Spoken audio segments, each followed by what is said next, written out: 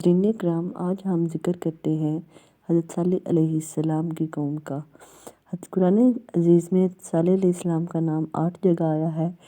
حسب ذیل اعداد اس کی تصدیق کرتے ہیں۔ اعراف میں 3 بار آیا ہے، ہود میں 4 بار آیا ہے اور سورہ شعراء میں 1 بار آیا ہے۔ حضرت صالح علیہ السلام جس قوم میں پیدا ہوئے اس کو سمود کہتے ہیں، اور سمود کا ذکر 9 صورتوں میں کیا گیا ہے: اعراف، ہود، حجر، نمل، سورۃ فصلت، النجم، القمر اور حاقہ اور شمس میں۔ حضرت صالح علیہ السلام اور سمود کا نسب نامہ۔ علماء نسب قوم سمود کے پیغمبر حضرت صالح علیہ السلام کے نسب نامہ میں مختلف نظر آتے ہیں۔ مشہور حافظ حدیث امام بغوی نے آپ کا نسب اس طرح بیان کیا ہے کہ صالح بن عبید بن آصف بن ماشف بن عبید بن حادر بن سمود اور وہب بن منبہ مشہور تابعی اس کی نقل کرتے ہیں۔ اگرچہ بغوی زمانہ کے اعتبار سے وہب سے بہت بعد میں ہے اور وہب تورات کے بہت بڑے عالم بھی ہیں، تاہم حضرت صالح علیہ السلام سے سمود تک نسب کی جو کڑیاں بغوی نے جوڑی ہیں، علماء نسب کے نزدیک وہی تاریخی حیثیت سے راجح اور قرین صواب ہے۔ اس نسب نامہ سے یہ بھی واضح ہوتا ہے کہ اس قوم کو، جس کے ایک فرد حضرت صالح علیہ السلام بھی ہیں، سمود اس لیے کہا جاتا ہے کہ ان کے نسب نامہ کا جد اعلیٰ سمود ہے اور اسی کی جانب یہ قبیلہ یا قوم منسوب ہوئے تھے۔ سمود سے حضرت نوح علیہ السلام تک بھی 2 قول ہیں: اول سمود بن عامر بن ارم بن سام، دوم سمود بن عاد بن اوس بن آدم بن سام بن نوح۔ سید محمود الوسی تفسیر روح المعانی میں فرماتے ہیں کہ بہرحال ان دونوں میں سے یہ بھی اتفاق ثابت ہو جاتا ہے کہ امام صالح دوسرے قوم کو راجح سمجھتے ہیں اور قوم سمود بھی سامی اقوام کی ہی ایک شاخ ہے، اور غالباً بلکہ یقیناً یہی وہ افراد قوم ہیں جو عاد اولیٰ کی ہلاکت کے وقت حضرت ہود علیہ السلام کے ساتھ بچ گئے تھے، اور یہی نسل عاد ثانیہ کہلاتی ہے، اور بلا شبہ یہ قوم بھی عرب بعیدہ یعنی کہ ہلاک شدہ عربی نسل میں سے ہے۔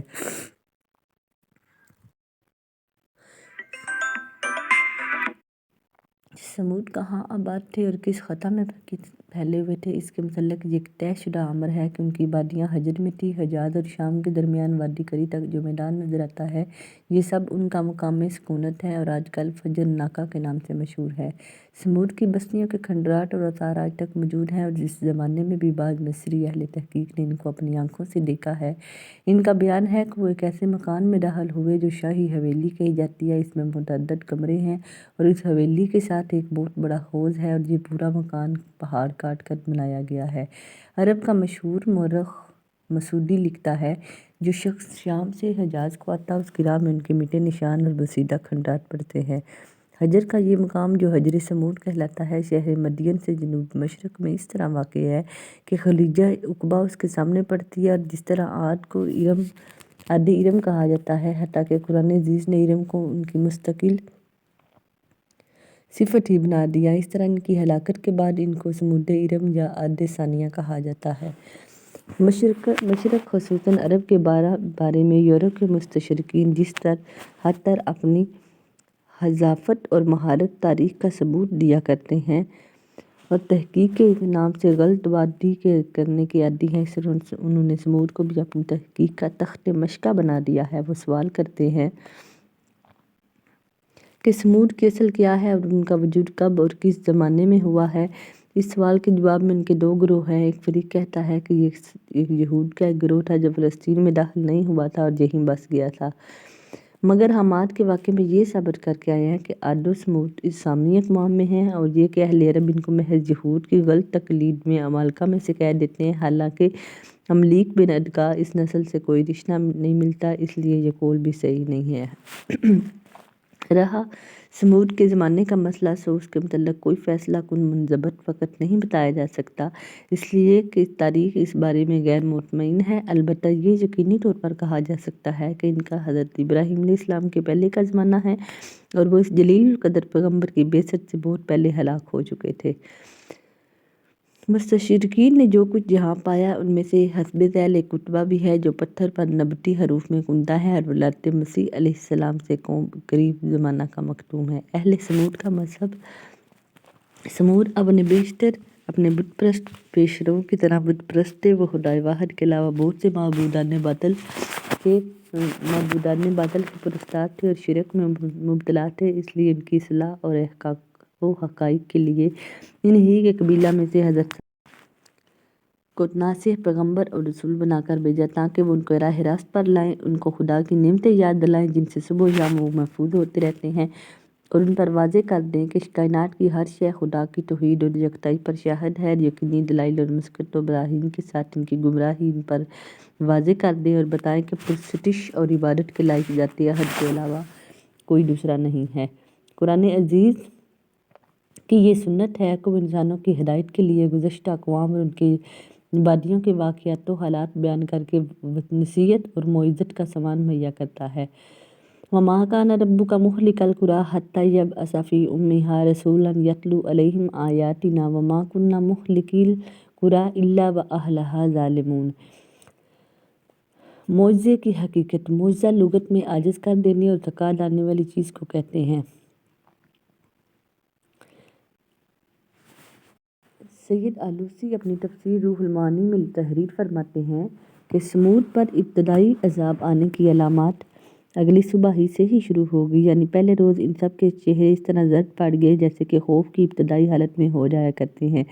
دوسرے روز سب کے چہرے سرخ تھے، گویا خوف اور دہشت کا یہ دوسرا درجہ تھا، اور تیسرے روز ان کے چہرے سیاہ تھے اور تاریکی چھائی ہوئی تھی، یہ خوف اور دہشت کا وہ تیسرا مقام ہے جس کے بعد موت ہی کا درجہ باقی رہ جاتا ہے۔ 3 دن کی ان علامات عذاب نے اگرچہ ان کے چہروں کو واقعی زرد، سرخ اور تاریک بنا دیا تھا،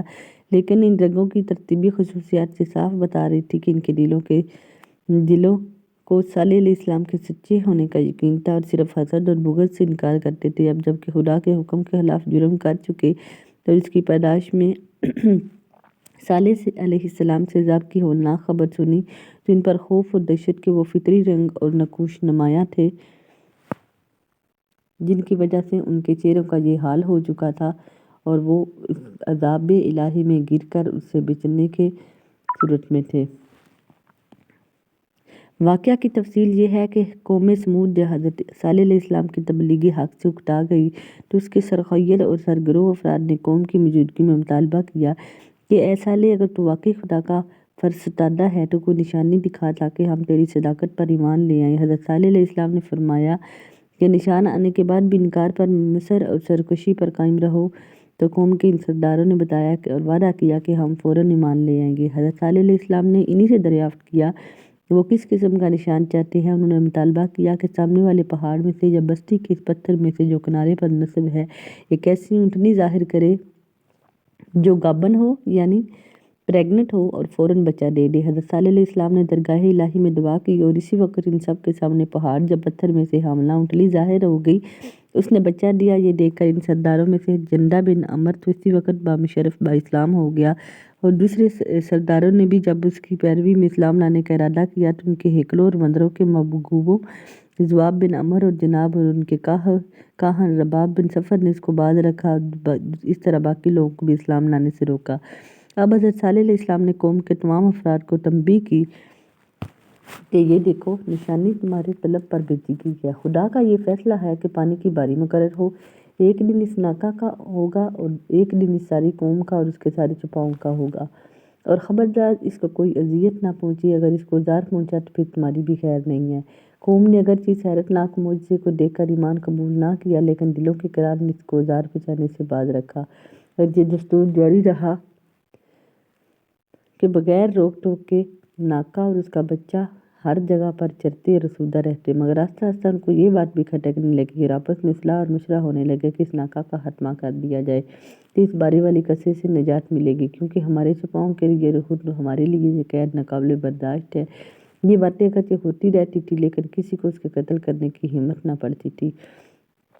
پھر ایک حسین و جمیل مالدار عورت صدوق نے خود کو ایک شخص مستح کے سامنے اور ایک مالدار عورت انیزہ نے اپنی ایک خوبصورت لڑکی کو قدار کے سامنے یہ کہہ کر پیش کیا کہ اگر وہ دونوں ناکہ کو ہلاک کر دیں تو یہ تمہاری ملک ہیں، تم ان کو بیوی بنا کر عیش کرو۔ آخر قدار بن سالف اور مستح کو اس لیے مدعا کر لیا گیا اور طے پایا کہ وہ راہ میں چھپ کر بیٹھ جائیں گے اور ناکہ جب چراگاہ جانے لگے تو اس پر حملہ کر دیں گے اور چند دوسرے آدمیوں نے بھی مدد کا وعدہ کر لیا۔ غرض ایسا ہی ہوا اور ناکا کو اس طرح سازش کر کے قتل کر ڈالا اور پھر آپس میں حلف کیا کہ رات کے ہونے پر ہم سب صالح علیہ السلام اور اس کے اہل و عیال کو بھی قتل کر دیں گے، پھر گولیاں کی قسمیں کھا کر یقین دلائیں گے کہ یہ ہمارا کام نہیں ہے۔ اور بچہ یہ دے کر بھاگ کر پہاڑ پر چڑھ گیا اور چیختا اور بولتا ہوا پہاڑی میں غائب ہو گیا۔ حضرت صالح علیہ السلام کو جب یہ خبر ہوئی تو حضرت طرف سے اس کے ساتھ قوم سے مخاطب ہو کر فرمایا، آخر وہی ہوا جس کا مجھے خوف تھا، اب خدا کے عذاب کا انتظار کرو جو 3 دن کے بعد تم کو تباہ کر دے گا۔ اور پھر بجلی کی چمک اور کڑک کا عذاب آیا، اس نے رات میں سب کو تباہ کر دیا اور آنے والے انسانوں کے لیے تاریکی کا عبرتناک سبق بن گیا۔ غزوہ تبوک کے موقع پر جب حضرت محمد صلی اللہ علیہ وآلہ وسلم کا گزر اس حجر کے قریب سے ہوا تو سمود کے کنویں سے پانی بھرا اور آٹا گون کر روٹیاں تیار کرنے لگے۔ نبی کریم صلی اللہ علیہ وسلم کو معلوم ہوا تو پانی گرا دیے اور ہانڈیاں اونڈی کر دی اور آٹا بیکار کر دینے کا حکم فرمایا اور ارشاد فرمایا کہ یہ وہ بستی ہے جس پر خدا کا عذاب نازل ہوا ہے، یہاں نہ قیام کرو نہ یہاں کی اشیاء سے فائدہ اٹھاؤ، آگے بڑھو کر پڑاؤ ڈالو، ایسا نہ ہو کہ تم بھی کسی بلا میں مبتلا ہو جاؤ۔ ایک روایت میں ہے کہ آپ صلی اللہ علیہ وسلم نے فرمایا، تم ان حجر کی بستیوں میں سے خدا سے ڈرتے، عزوزاری کرتے اور روتے ہوئے داخل ہوا کرو، ورنہ ان میں داخل ہی نہ ہوا کرو، کہیں ایسا نہ ہو کہ تم بھی اپنی غفلت کی وجہ سے عذاب اور مصیبت میں مبتلا ہو جاؤ۔ ایک طرف سمود پر یہ عذاب نازل ہوا اور دوسری جانب حضرت صالح علیہ السلام کے پیروں کو مسلمانوں کو خدا نے اپنی حفاظت میں لے لیا اور ان کو اس عذاب سے محفوظ رکھا۔ حضرت صالح علیہ السلام حزن اور ملال کے ساتھ ہلاک شدگان کو مخاطب کرتے ہوئے فرمانے لگے، یا قوم لقد ابلغتکم رسالۃ ربی ونصحت لکم ولکن لا تحبون الناصحین۔ قوم کی ہلاکت اور صالح کا قیام۔ یہ ایک تاریخی سوال ہے کہ جب سمود ہلاک اور برباد ہو گئے تو صالح پر ایمان لانے والے مسلمانوں نے کہاں سکونت اختیار کی؟ اس سوال کا جواب تحقیقی طور پر اس طرح دیا گیا ہے کہ وہ سمود کی ہلاکت کے بعد انہی بستیوں میں آباد رہے۔